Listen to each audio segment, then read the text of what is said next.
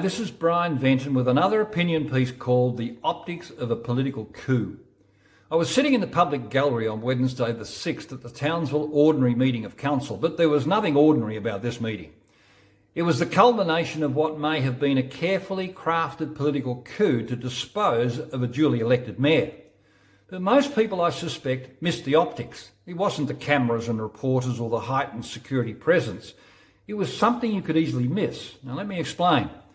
The previous week, Councillor Susie Batkovic from Division 6 had apparently crafted a document and carefully canvassed and managed to co-opt all councillors to join her on the forecourt of the council precinct to call on the mayor to resign, and their subsequent intention as councillors that if he didn't resign, they would move a motion, as the document says, calling for the Minister for Local Government to suspend him pending the outcome of ongoing investigations. Now, it was an in-your-face moment.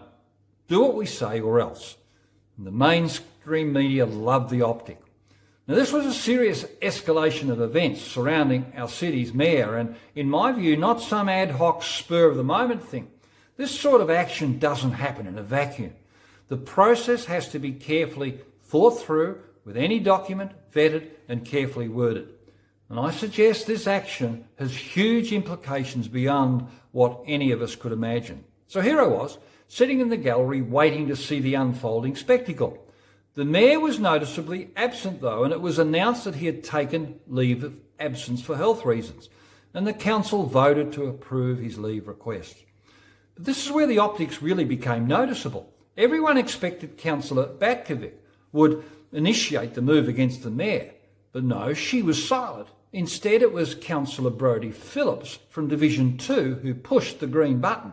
Now let me explain the optic. Councillor Phillips effectively campaigned as an unaligned independent, capitalising on former Councillor Susan Blom's legacy as an independent. And as Phillips moved the motions, I thought to myself, I wonder what Councillor Blom and many of Division 2 electors would think of his actions when they found out what he had done. But the optics don't end there. The previous day, Councillor Brady Ellis of Division 10 pulled off the biggest backstabbing optic of the week as a prelude to the next day's vote of no confidence. And the mainstream media were all over it. But no, this is Division 10, the constituency of former independent councillor and mayoral candidate Fran O'Callaghan. Now, both Susan Blom and Fran O'Callaghan were the two councillors in the former council who consistently sought to hold the Hill administration to account. They were, however, blocked at every turn by the Hill mob. So now Ellis and Phillips, who got elected, I suggest, as new councillors largely on the legacies of Blom and O'Callaghan, were now the public face to remove a duly elected mayor. But note what else would happen. At this very non-ordinary meeting, the new councillors, except Councillor Price and Ellis, whom had suddenly fallen ill, read a carefully worded script explaining why they were supporting the motion of no confidence. However, the Hill mob, on the other hand, just gave token assent to what was already said or being said by others. It was so obvious what was happening. Councillor Greenie, Batkovic, Rayburn and Mooney, all former Hill councillors, were able to sit back in their chairs, say next to nothing, and enjoy this political gotcha moment being played out before the media of Townsville. But there's another aspect to these optics. One councillor privately suggested that my next opinion piece could include something about living by the sword. You know, that phrase, those who live by the sword will die by the sword. Interestingly, I suggest that phrase could not more aptly apply to our political circumstance. The phrase, of course, is drawn from the quote by Jesus when one of his disciples impetuously drew his sword and cut off the ear of a Roman soldier.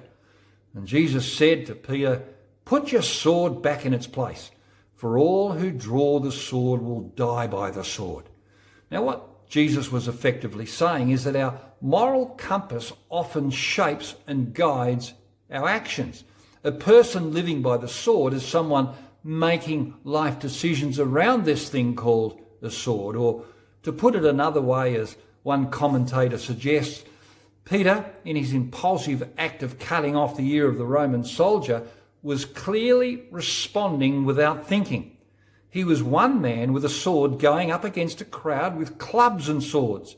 He was impulsive and was not considering the potential consequences of his actions. Now, of course, this is the criticism that everyone has levelled against the mayor. They claim the high moral ground and want the mayor to fall on his sword. But what many don't stop to think about is perhaps their own moral hypocrisy and duplicity in this. I always felt that our councillors had overstepped the mark by not allowing due process to take its course, and they have been, of course, lauded for their bold stance and cheered on by the mainstream media and a public that's baying for a bloodied sword. I suggest, though, there is a lot more to be played out here, and our councillors and others might find themselves in a legal quagmire of their own making, far worse than they could imagine. Who knows where this is going to end up? There are consequences, as it were, to chopping off someone's ear, and the optics, I suggest, from here on might not be pretty.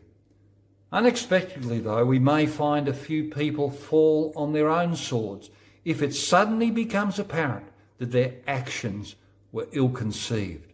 Watch this space, and remember, the things that appear are not always as they seem.